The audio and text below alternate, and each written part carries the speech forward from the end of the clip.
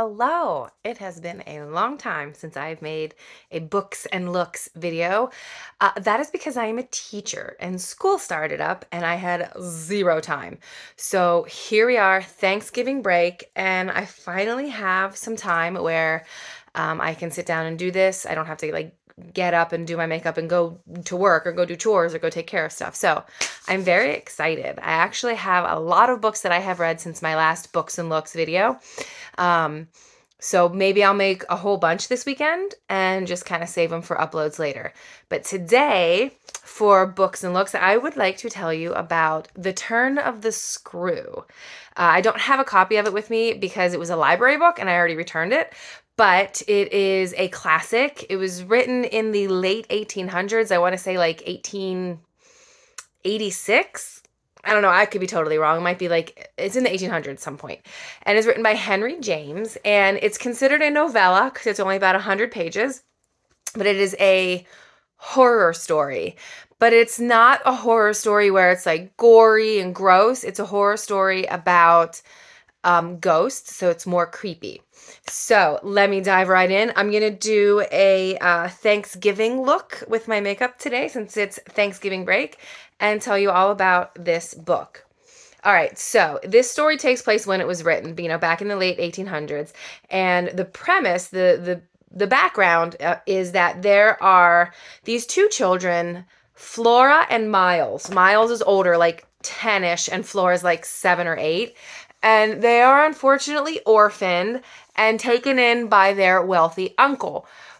The uncle doesn't want to have anything to do with them, so he sends them out to his country house that they call Bly House, B-L-Y house. And he hires a governess to go live there with them and basically be permanent, live there permanently and be kind of like a nanny. So the nanny goes there. She's the one telling the story, and you never know her name. She's just always called the governess.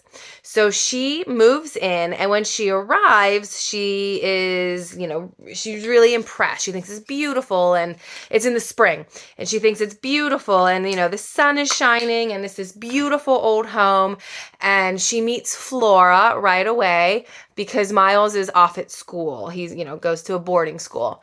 So she shows up and she meets Flora, and then she meets some of the servants who live there, in particular, the head of housekeeping. I don't think she's ever named either. So it's the governess and the head of housekeeping, mainly, who are the main characters. And you meet Flora, and she's this beautiful child, sweet, smart, and the governess just goes on and on about how wonderful she is, and she just falls in love with her immediately, and Flora takes to her really well too, and it's just really fantastic. Like right off the bat, day one, she's excited. She's like, I'm gonna love this job. So a couple of weeks goes by, and then the school semester is over, and Miles comes back. But a day or two before Miles comes back, the governess gets a letter from the school saying Miles cannot come back next year. He is posing a danger to the other students. And that's really all it says. And the governess doesn't really know what to do, so she just decides to ignore it. And not ignore it, but she's not going to send him back to school. But she's just like, I'm not going to really do anything about it. I'm not going to talk about it. I'm not going to deal with it. He can just stay home and I'll educate him, whatever. Because the uncle, when he hired the governess, basically told her, I love these kids, but I don't want to have anything to do with them. I'm not cut out to be a parent. That's why I'm hiring you. I want to be completely hands off. So whatever comes up, you just handle it. You have free reign, like you're in charge. So she decides, I'm not going to do anything about it. I'm not going to worry about it. It's cool. So Miles comes home from school, and at first she's like, oh man, he's going to be awful. He was expelled from boarding school. But he turns out to be pretty amazing too. Sweet, smart, obedient, kind, funny, just like your all-around amazing kid, just like Flora. The governess is thinking, wow, this is a sweet deal. These kids are amazing. I don't even care that he got kicked out of school. It was probably a misunderstanding. Doesn't really think much of it. And then Miles never mentions it either. So she's just like, whatever, we're just going to pretend everything's all good and move on with our lives. So they do. They spend the summer together at the house, having good time, going for walks, doing, like summer schooly stuff, not super, reading and doing some, skills and whatnot, but really just enjoying the summer. But unfortunately, things start to get creepy pretty quickly. So one day she's out for a walk and she, peeks back at the house, just kind of looks back at the house, thinking, oh, I love it here. This is such a great life. This worked out so well for me. And she sees this strange man, like up on the roof, like where they have a little walk around area. And she is like, who is that guy? She doesn't recognize him. She's been there about a month at this point. And she's like, I don't know this guy. So she knows he sees her. They lock eyes. She's a little distance away, but she sees him. She knows he sees her. So a couple of days later, she mentions it to the housekeeper lady, and the housekeeper's like, I don't know who that could be. What did he look like? And the governess describes the man to her, and the housekeeper's like, oh my gosh, that was the previous valet. He died, and his name was Mr. Quinn. So they're like, oh man, this Quinn guy, he's dead. He must be haunting us. So the governess basically comes to the realization that this Quinn guy is haunting them. And the housekeeper tells the governess he was not a great guy. This is a little bit scary because if he's haunting us, yeesh, because he really took a liking to Miles and they became kind of best friends, and he was a little bit of a bad influence on him. And so they're freaking out. They're like, oh my gosh, the ghost of Quinn is haunting us. And then shortly thereafter, the governess sees the ghost of a woman and wearing like a black dress and looking real creepy, just kind of like walking around in the house. And again, she knows it's a ghost because at this point she knows everybody who works and lives there, and it's none of them. So again, she goes to the housekeeper and it's like, I saw this woman. Who is it? Blah, blah, blah. The housekeeper says, oh my gosh, that is the previous governess. She came down with an illness and went home to like heal and rest and ended up dying. And so, that's where you came in. So now they realize there are two ghosts, the old governess and the valet, the guy that used to work there. They both have died. And then the housekeeper basically tells her, oh, and by the way, those two people were kind of in a relationship. And while Quinn took a liking to Miles and was kind of a bad influence, Miss Jessup, the previous governess, took a little bit of an unhealthy liking to Flora and was a bad influence on her. So it was kind of a blessing that they both ended up leaving for one reason or another. So now the governess and the housekeeper are super paranoid because now there's two ghosts who know the children and seem to be, coming back for them. So she keeps her wits about her and her eyes open, looking for the ghosts and trying to protect the children from the ghosts because she is convinced, the governess is convinced that the ghosts are there to do harm to the children, to haunt them, to possess them. She doesn't know, but she knows they're bad. So then, she refuses to say anything to the children because she doesn't want the children to be frightened. And I think that's legit. Like, you don't want to tell the two kids you're babysitting, hey, I saw some ghosts in your house. So, sure. But at the same time, as the reader, you're thinking, is this real? Like, she's the only one who sees them. So maybe that's not real. And plus, she's making all these assumptions. She's describing what she sees to the housekeeper, and the housekeeper says, oh, that's Quinn. Oh, that's Miss Jessup. But the housekeeper never sees them.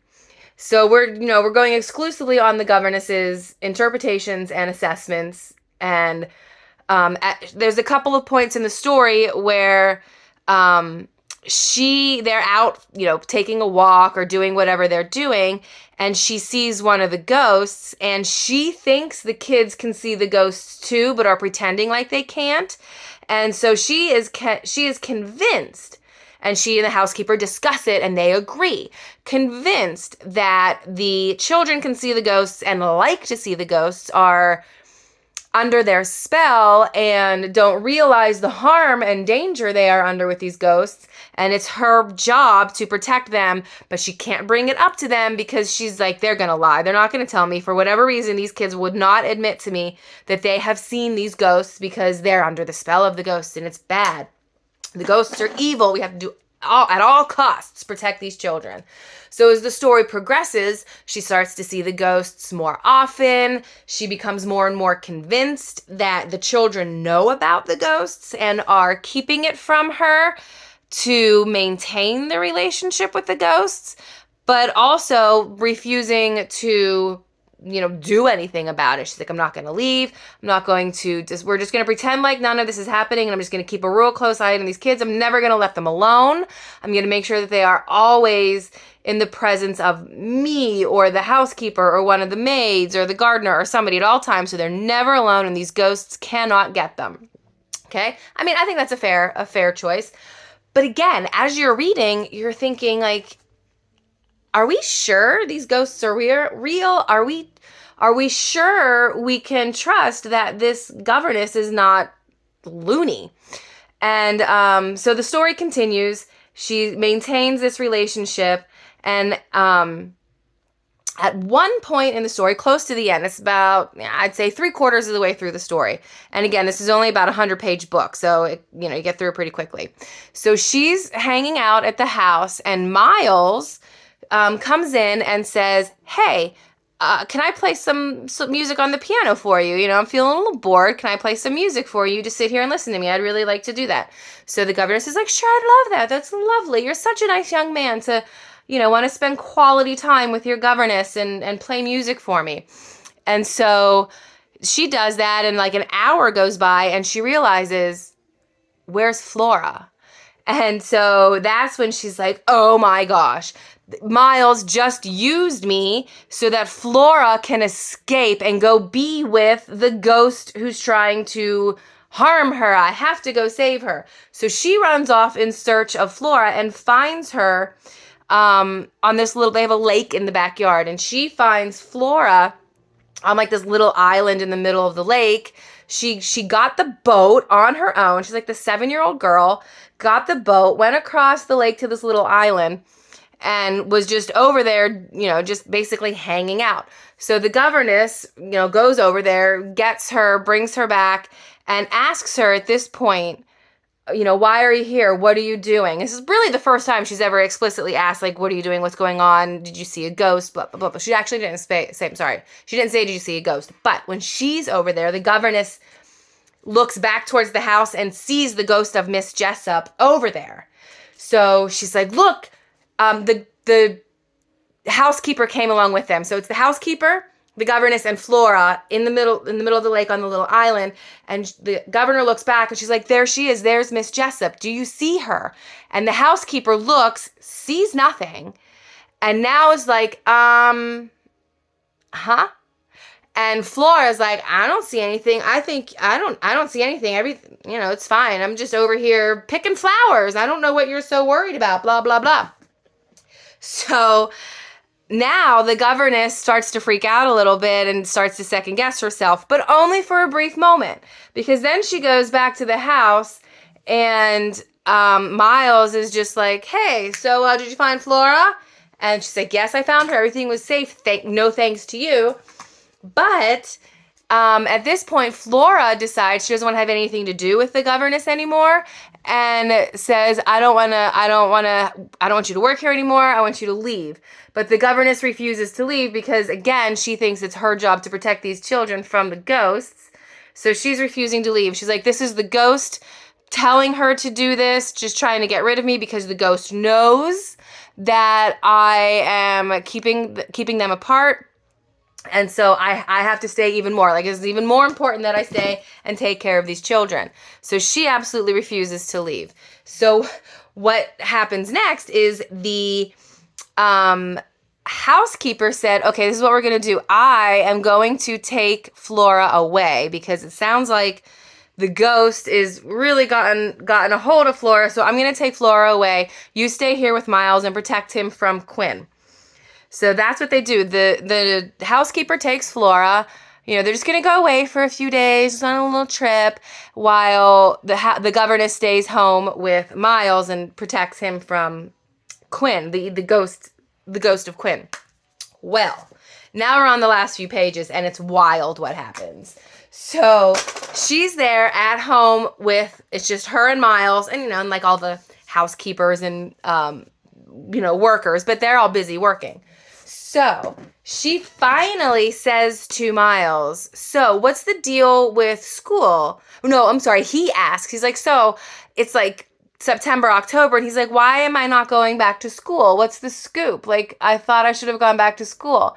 And the governess basically says, like, oh, you pretend like you don't know, but I know you know. I was just trying to let you save face by not really bringing it up.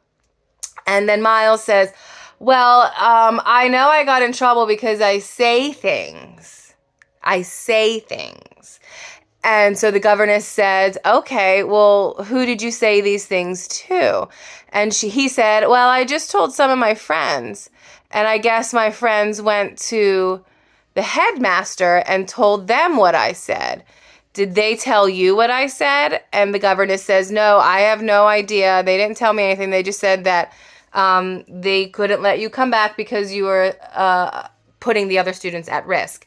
And Miles says, oh, well, I don't think I said anything that bad, but in reality, I don't want to go back. I like being at home with you and Flora anyway. So they kind of come to that conclusion, and at no point do we find out what it was that he was saying that put him in this position of being expelled from school and being described as a threat to the other students. No idea what he said. Never comes up.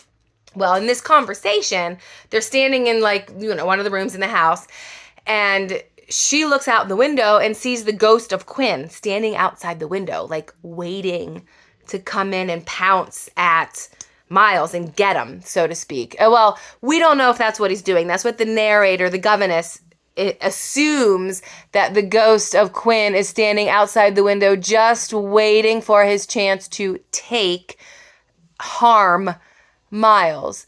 Again, at no point in the story has the ghost said anything or done anything. She just sees them, and she makes the assumption that the ghosts are evil and coming after the children.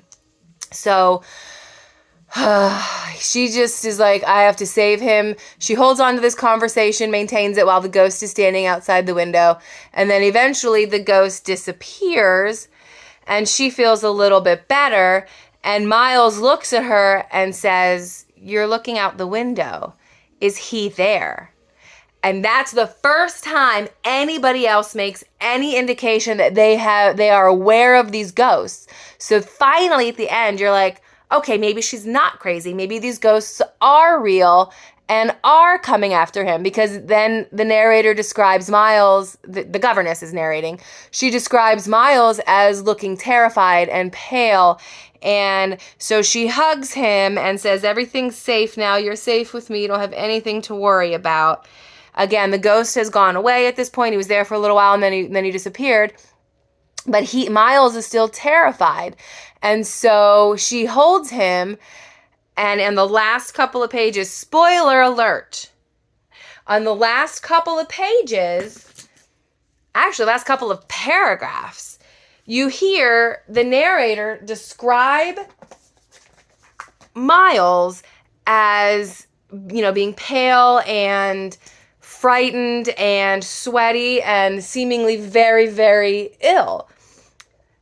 But that's all we know. And then the next thing is she's holding him and she can feel his heart stop.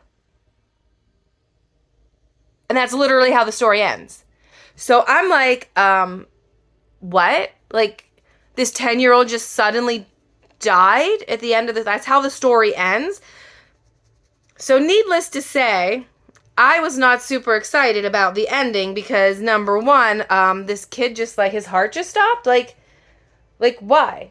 And then I did some Googling, of course, to kind of understand the story a little bit better. And it's supposed to imply that the ghosts were, in fact, there the whole time, even though as the reader, you're second guessing and you're not sure if she really is seeing this or if she's just cray-cray.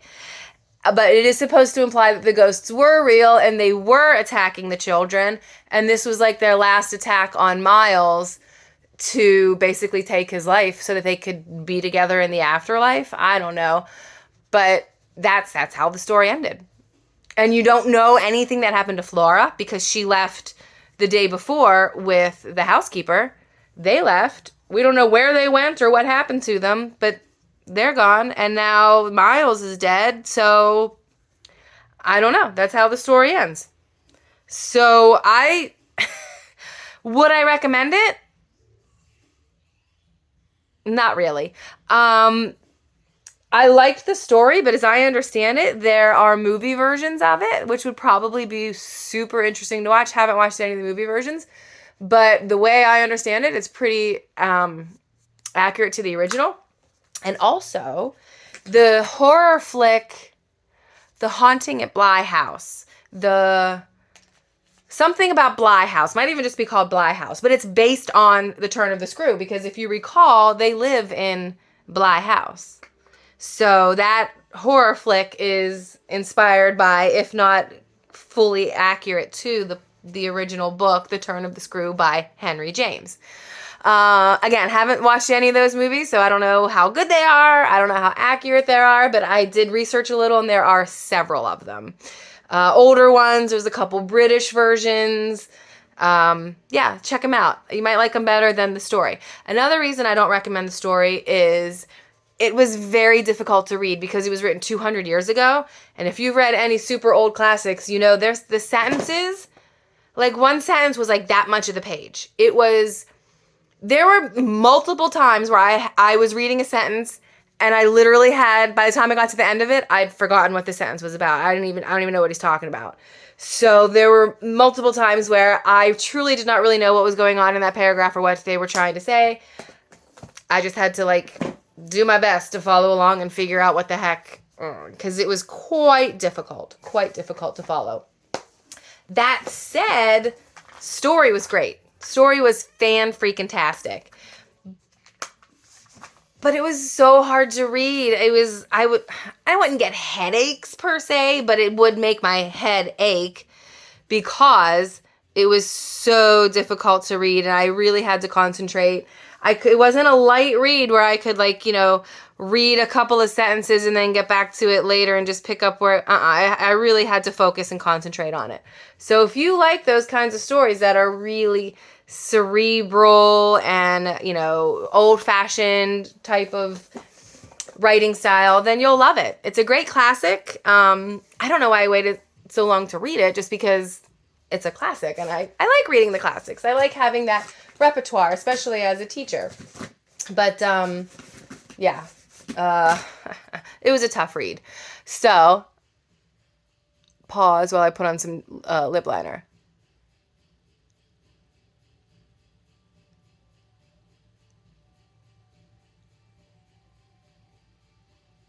I did like the story a lot. There were multiple times where I had to kind of skim, because like I said, I didn't really understand what was happening because of the writing style. But, and then also, it's a story within a story. So it's the first chapter. It actually starts out with a guy at a Christmas party, and I had to Google this too, because apparently in England in the 1800s, it was tradition to tell ghost stories on Christmas. So they were all telling ghost stories, and this guy, Mr. Douglas, was like, I've got a story for you. I once knew this girl. She was a governess for these two kids, and she told me this story about when she had this job as a governess for two kids, and let me tell you, it was scary. And then I also found out that the term turn of the screw